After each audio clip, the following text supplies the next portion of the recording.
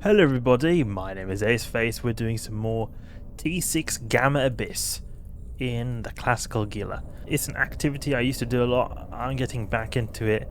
It's pretty much my best ISK making activity in the game.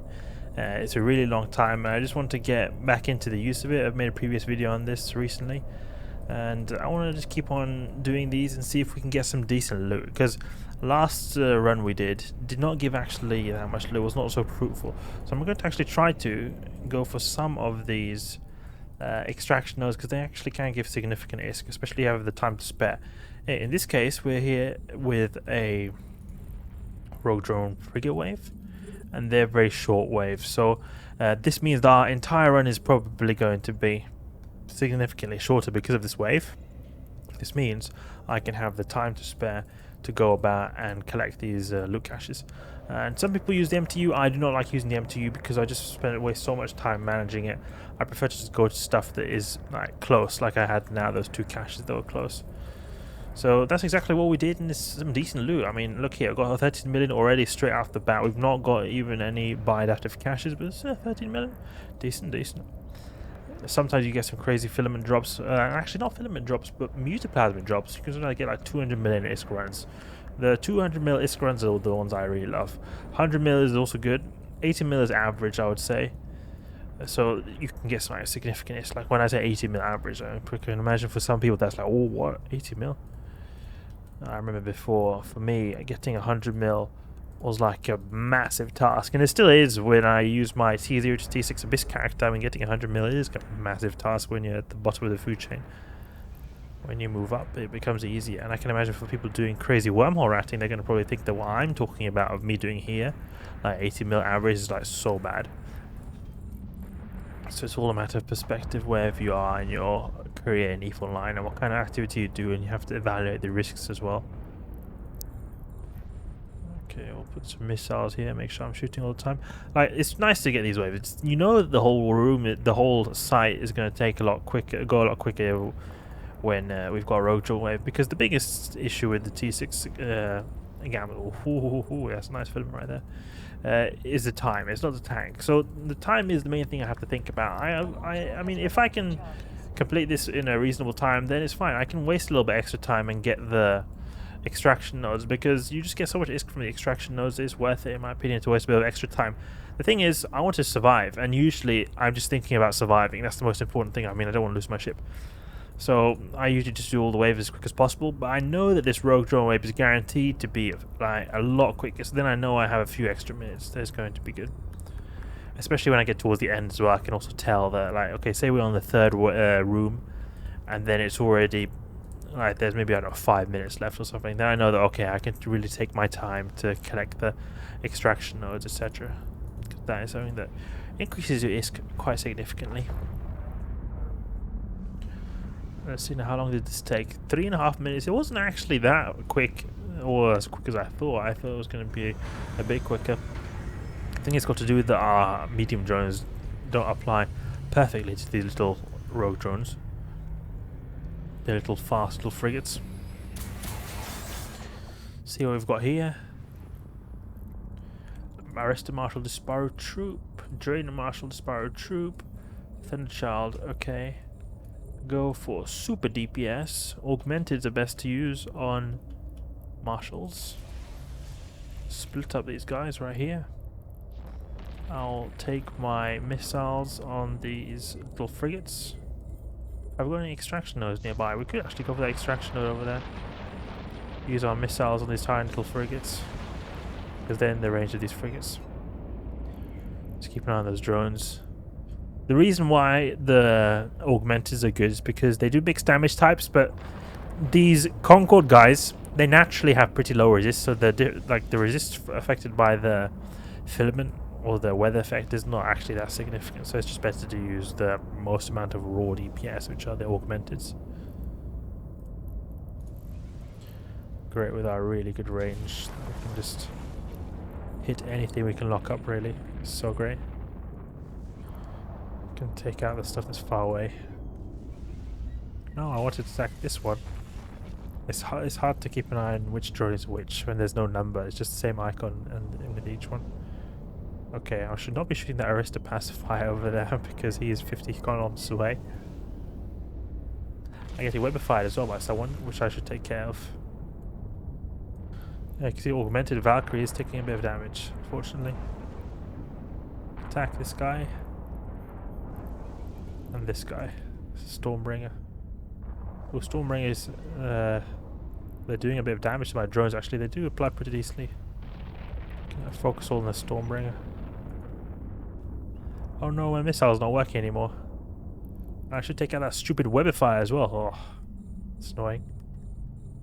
The Augment is actually not as good on the Edencom. It's only the Concorde that is good to use the augmented drones on them. Have to wait a bit of time now for our missiles to reload. Wait until it's done. Okay, we'll launch a missile right here. And have our drones focus on this Stormbringer, not split it like that. Actually, I should use missiles on the Arrester, who's webifying me, of course. Where are my drones? They're all over there, right? Yeah, they're not just... They seem to maybe have a tachyon cloud affecting them, because one of them is going really fast. Oh no, there's 600 meters a second. Only 1.8 million, I'll hold for that. What is the value of our loot without the... or value of our inventory without the loot? So 62.70, so 8 million like cargo and supplies. Decent amount we've got so far. I mean 62. Only got one buy active cash. Pretty cool to see. One of our drones is getting very low on its HP. Need to be a little bit careful right there.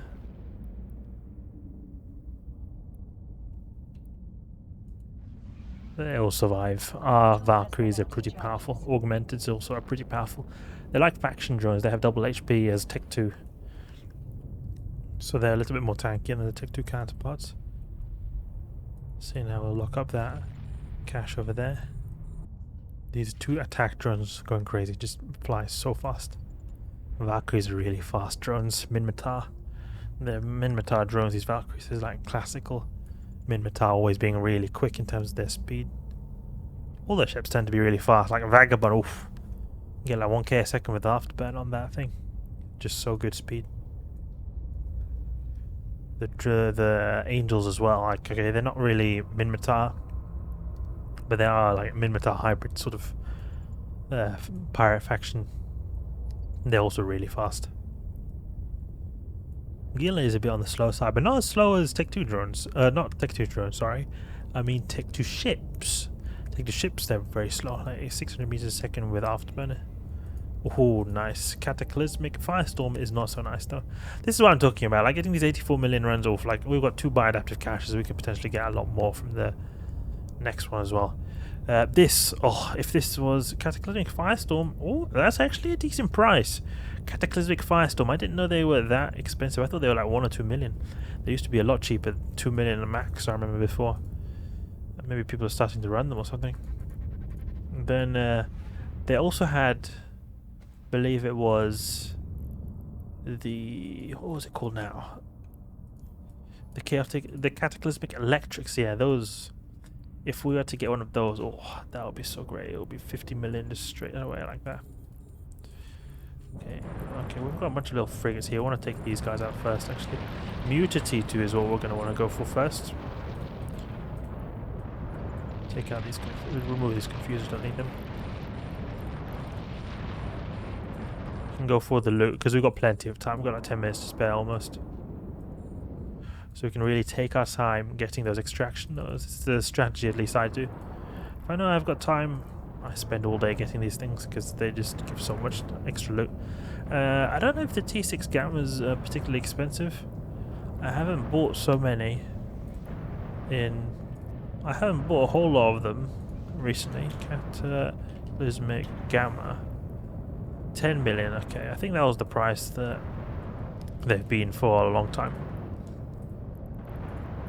But like, if you're spending 10 million each run, you might as well get as much out of the filament as possible. Especially since not every single run is able to be run where you can take the extraction nodes. Only some you're able to take the extraction nodes just because of time restraints.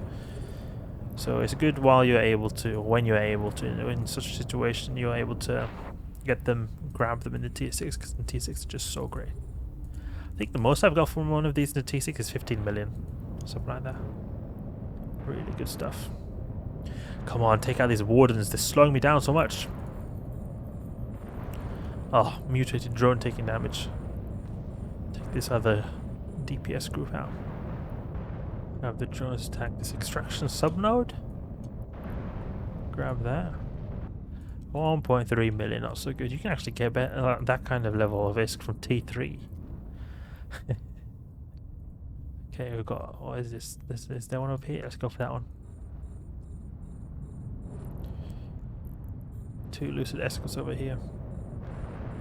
I go for these little frigates first because they're just annoying. I think they apply better to my drones compared to their Ephialtes crews, and they've also got remote reps on them, so just remote repair everyone. It's better to get them off the grid first, I feel. Then you just go with raw DPS, destroy all these Ephialtes with augmented Valkyries, just go crazy on them. Take this extraction node over here. Okay, this is a decent 5 million. I mean, it can still be better, but it's not as bad as that previous 1.3 million one. Go towards the buy adaptive cache. Very cool drones. I'm going to launch the augmenteds. Super DPS. Is why I call the augmenteds. If I can move to the side, that would be great, but I'm betting I bumped into this asteroid, which is why I'm going so slow, I believe. Move a little bit up there. 21 million ISK of server data is actually pretty nice. I'm so used to that in T3 being 1.2 million or something like that. But just like usually just server data is quite bad, but here just getting server data can sometimes be really good, like 21 million. So 113 million ISK right here. 15 minutes. In my opinion, that's some tank ISK. I love seeing that kind of stuff. It's like, this is the stuff I remember, getting this amount of ISK. T6. And that's what I think makes the Abyss worth it. It's risky, you're investing big ships, but getting these kind of quote-unquote ticks here, in my opinion, makes it all worth it. Grab these last Ephialtes over here. And grab them. I think that before in the beginning of the Abyss journey, or like when I was started out in the Abyss, the beginning of my Abyss career in 2018, and I was thinking, oh, can you not salvage these kind of wrecks? They don't drop any wrecks. They don't drop any wrecks. Just the way it is, they don't drop wrecks. I was thinking you could like salvage them maybe, but you can't. So that's it. T6 Gamma Abyss in the Gila, doing my old T6 farming really well. We're getting some really good ISK this time as well, and the extraction nodes really pay off. You get some really nice ISK from doing them. If you got the time, I strongly recommend going for them. So hope you guys enjoyed the video. If you did, please leave a like and subscribe. I'll catch you guys later.